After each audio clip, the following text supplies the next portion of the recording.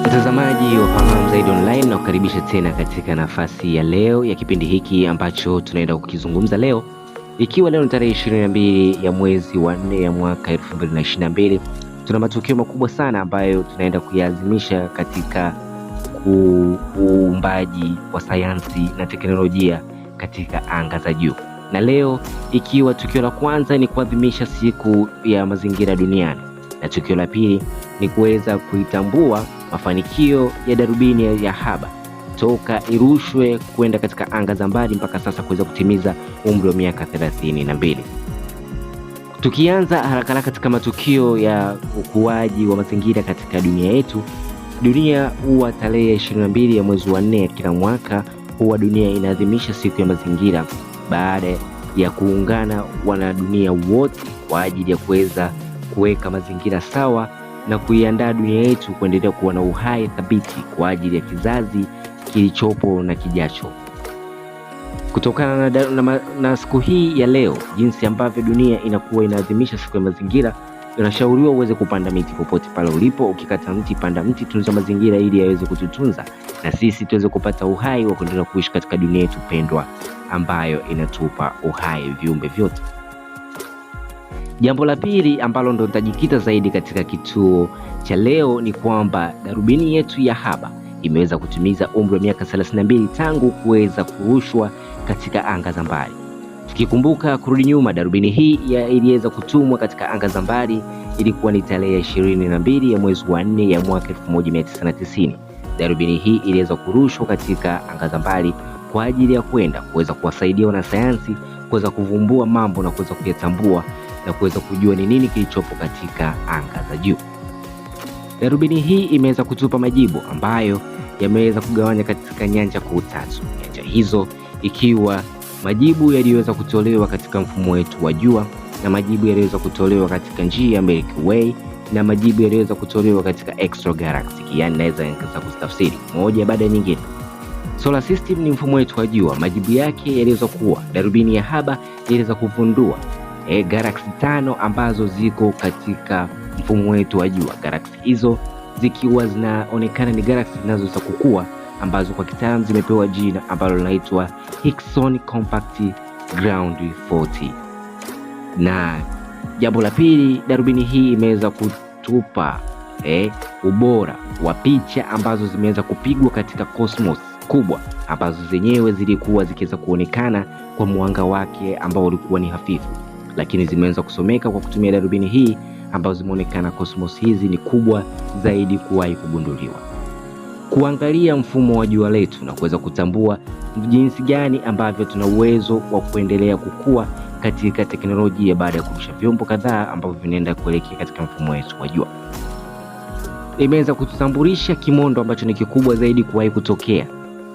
Mara ya kwanza na kimondo hichi kikiwa kinaonekana kiko katika mfumo wetu wa jua, ambacho kinaelekea kuweza kudondoka katika jua, na kimondo hichi kinapita kwa kuiangalia dunia. Kwa hiyo dunia itakuwa katika hatari, japo sio sana, lakini hatuwezi kujua endapo kimondo hichi kitabadilisha mwelekeo, inaweza ikawa ni hatari zaidi, lakini kikibaki katika msimamo wake wa mwelekeo itakuwa ni sawa. Video hii ya kimondo hiki ambacho ni kikubwa kwa kuonekana ndicho itakayofuatia baada ya video hii ambayo unaweza kuitazama sasa.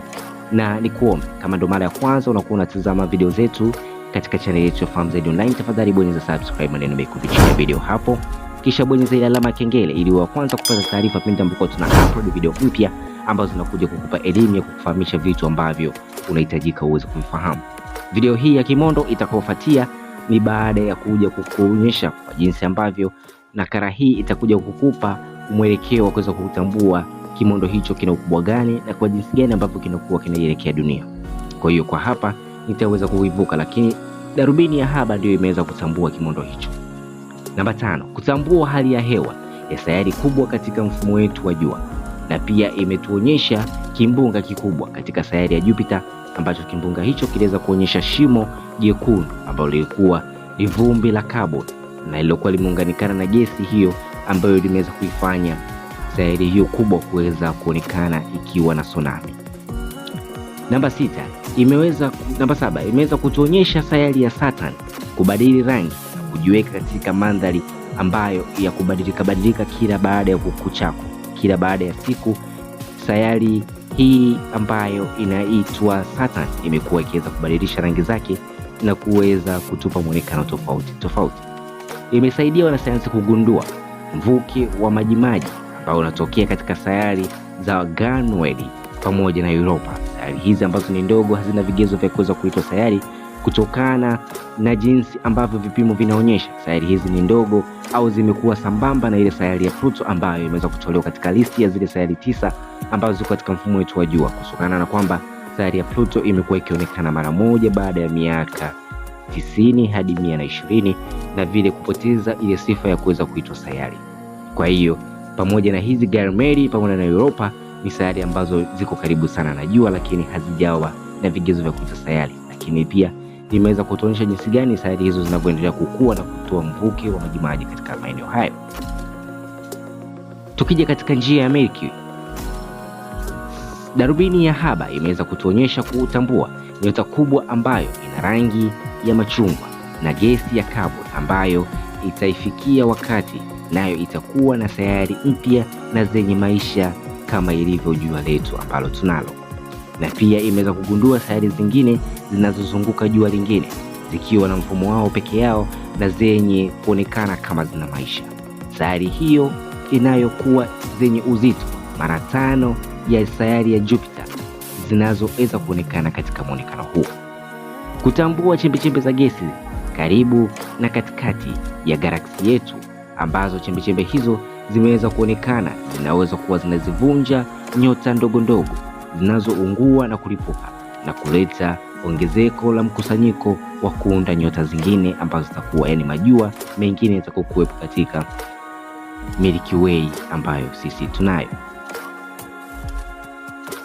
Tukija katika upande wa extra galaxy, hapa tunakuja kuzungumzia na maana galaxy zingine ambazo ziko nje ya galaxy yetu ambayo tunayo. Nje ya Milky Way yetu imegundua mashimo meusi yanayosaidia utengenezaji wa nyota zingine badala ya kuziunguza au kuzitumia katika kuzivunja, lakini imeweza kutuonyesha jinsi gani ambavyo mashimo hayo meusi ambayo tunaita black hole yakiwa yanaanza kutengeneza mzunguko wa mawingu yanayounganisha hydrogen, carbon pamoja na nitrogen yanayoweza kuunda sayari ambazo zinaweza kuwepo katika nyota ambazo zitakuwa zimetokea katika mfumo huo wa galaxy zingine. Mstari na muonekano wa gesi ya Stellar ya awali kuruka na kuweza kuonekana utengenezaji wa uzalishaji wa nyota mpya ambazo zitakuwa ni kubwa zaidi kuwahi kutokea. Kuonyesha vyombo vya nje vya kigeni ambazo havijawahi kutambulika tangu imeweza kuvitambua, lakini vyombo hivyo vimekuwa vikionekana vikiwa kama vinasharabu mwanga na pia vikiwa vinaweza kujisharabu vyenyewe. Galaksi hizo ambazo zimekuwa zinaweza kuonekana ziko mbili, lakini ni galaksi moja lakini yenye muonekano wa aina mbili ya mawingu pamoja na nyota ndogo. Vyote hivi vimeweza kugundulika na darubini yetu ya Hubble, ambayo darubini hii imeweza kuleta mafanikio makubwa sana ya sayansi mpaka sasa. Baada ya kutimiza miaka 32 na jinsi ambavyo inaendelea kutumika, imeweza kutusaidia wanasayansi kuweza kugundua jinsi gani ambavyo tuna uhitaji wa kutengeneza vyombo vya kisasa kuweza kugundua vitu vilivyoko huko juu zaidi ambavyo vinaweza kuwa baadaye vikatuletea majibu kwa maswali tulionayo. Pia imeweza kusaidia ukuaji, uonekanaji wa darubini yetu pendwa ambayo tunaweza kuizungumzia, darubini kubwa zaidi ya hii ya Hubble. Darubini hiyo ambayo inaitwa James Webb Telescope, ambayo sasa imefikisha miezi 5 toka iweze kutumwa katika anga la mbali, na mwezi huu wa 4 mwishoni darubini hii itakuwa imeweza kumaliza kukunjua kamera zake zote 9 na kuweza kuanza kazi rasmi mwezi wa 6, ambapo itaanza kutuletea matokeo ya maswali ambayo tumekuwa tukijiuliza. Darubini hii bado iko kwenye process ya kuweza kuendelea kujigundua. Endelea kubaki pamoja na sisi, tutakuletea updates zote ambazo zinahusiana na darubini yetu James Webb Telescope pamoja na picha baadhi ya Hubble utaweza kuzifahamu na kuweza kuzijua. Ni hapa kupitia Fahamu Zaidi Online, na uendelee kubaki pamoja na sisi mtazamaji. Kama ndo mara ya kwanza unajiunga pamoja na sisi, tafadhali usiache kubonyeza subscribe na neno mekundu chini ya video, na pia tupe support yako kwa kubonyeza like na kutuandikia comment ya maswali yako yote ambayo unahitaji kuweza kuyafahamu majibu yake yanayokutatiza kuhusiana na sayansi ya anga, teknolojia pamoja na elimu ya unajimu. Kwa pamoja tunaweza kukuletea kupitia hapa Fahamu Zaidi Online. Ni mimi wako mtayarishaji na mwandaji, naitwa Ezo Robert. Nikuage nikwambie tukutane tena katika kipindi kinachokuwa kinafuata. Hapa tutakuja kuzungumzia kuhusiana na kimondo kikubwa kinachokuja kuelekea dunia, ambacho hatujui jinsi gani dunia inaweza kuepuka kutokana na mgongano au expansion ya kimondo hicho ambacho kichakutisha. Tukutane tena baadaye. Nikuage nikwambie bye bye.